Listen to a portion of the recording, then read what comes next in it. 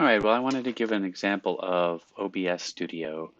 It's the best way that I've found in order to record any screen capture, and it's the best thing that works with Unreal. I've tried some other ones, and one I paid like $20 for, and it would lag. It would seriously lag. It made it completely unusable. But OBS is completely free and works just flawlessly with any program so far that I've used. So here's the main screen. You can see that it has this looking into the abyss thing because I'm recording and playing off of the same screen.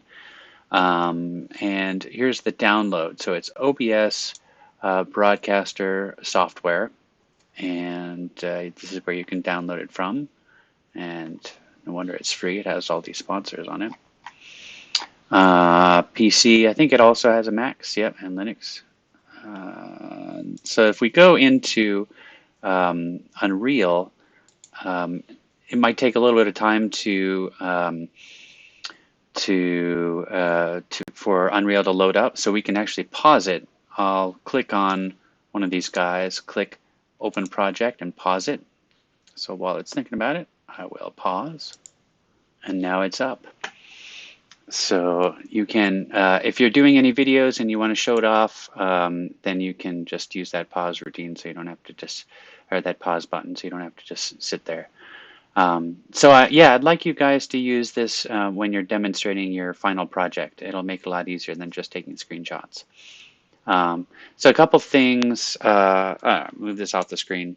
Also, I can go in and I can play it, and so it just works fantastically fine.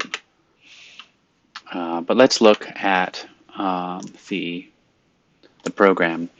So the only thing you have to do to set up is you do have to make your source, and it'll jump right into this at first. It might even give you, I think there's like a quick setup, and you guys are quite tech savvy, so you should figure it out.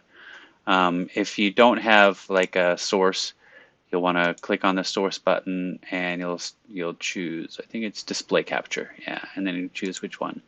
I have 3 monitors, so I have all different ones I can choose from. You can have audio, you can choose from the desktop audio and from your mic at the same time, which is something that I haven't seen with other ones. And what other stuff do we have here? Settings. So we go into settings. Don't have to change a whole lot if you do like the wizard setup. I have streaming set up even though I don't use it, but no need for you to set that up if you're not going to use it. The output, let's see what we have here. This is your basic output. No need to change it really. The recording, I have it set to an SSD drive, which is kind of nice, but not 100% necessary. The encoder is 264. I have it set to MP4. You can put it to MKV, but the Adobe software, like the media encoder, doesn't as of yet encode anything in MKV. But if you did choose MKV, you can convert it to an MP4 using VLC Media Player with the file convert. The only reason you might want to use MKV is that if you crash, I believe that the video file that you're working on won't just be corrupted. So choose MP4 as the easiest one, but if you have a lot of crashing, you might want to choose the MKV and then just convert it. No real need to do hotkeys. You could just load up the window, but you can set it up. I have it set to start. I can switch different windows if I want, different hotkeys. I didn't set up the stop streaming because I just put it on a different window.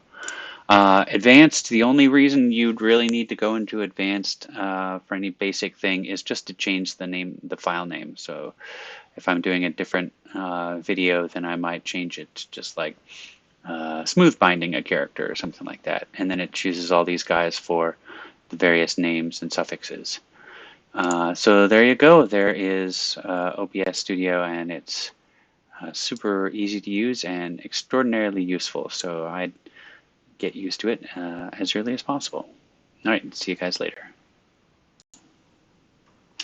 One little addendum I would put at the end of all this is that if you have the OBS Studio up and then you want to look at the video file, if you play the video file afterward, at least it works for me.